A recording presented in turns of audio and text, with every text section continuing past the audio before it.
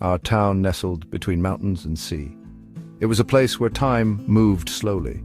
The days were long and filled with sunshine. The nights were quiet and peaceful.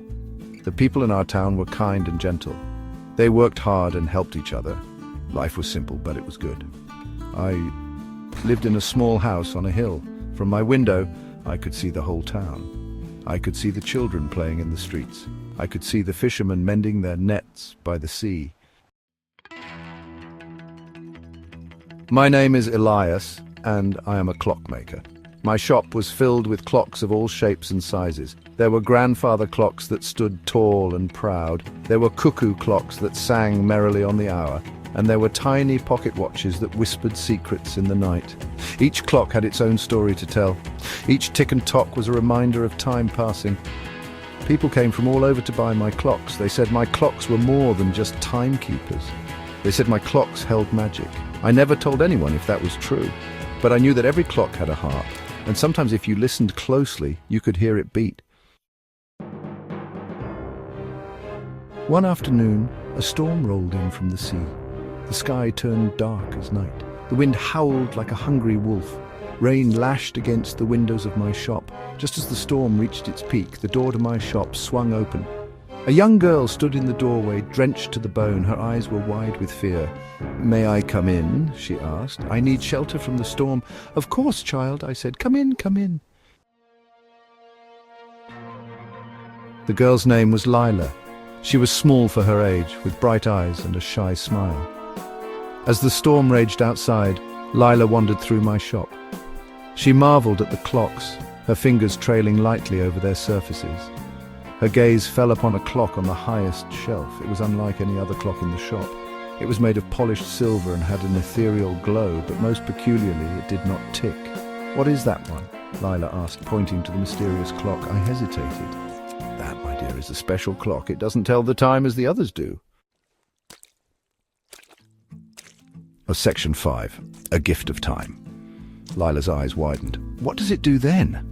I led her closer to the silent clock. It seemed to shimmer faintly under our gaze. "This clock," I said, "holds within it a unique magic. It grants a single gift to a deserving soul."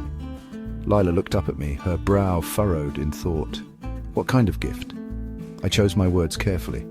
"It allows you to relive 1 hour from your past, to experience a precious memory as if it were happening again." Lila's breath caught in her throat. "To go back in time," she whispered. "But why would anyone want to do that?" "Sometimes," I said softly, "we long to relive a moment of joy. Or perhaps to say goodbye that we never had a chance to say." A single tear rolled down Lila's cheek. I knew then that she understood. I would like to use the clock," she said, her voice barely a whisper. "There's a moment with my mother I wish I could have back." I showed Lila how the clock worked. It was a simple mechanism, but it required a pure heart and a powerful memory to activate. Lila closed her eyes and concentrated on the memory she wished to relive. The air grew thick with anticipation, and then with a soft whirring sound, the hands of the clock began to move. Lila disappeared in a soft glow of light, transported back to her chosen hour. I sat alone in the shop, the storm outside quiet now, and waited.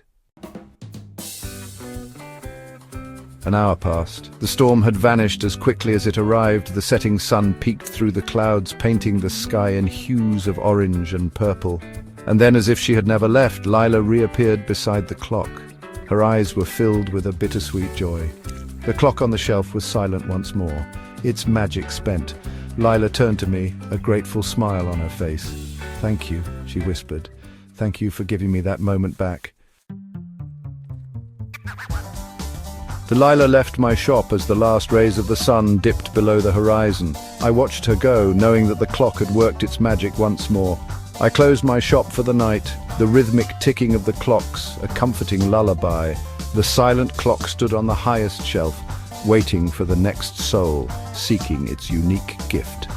It was a heavy responsibility, this clock that held the power of time and memory. But it was a gift I was honored to share.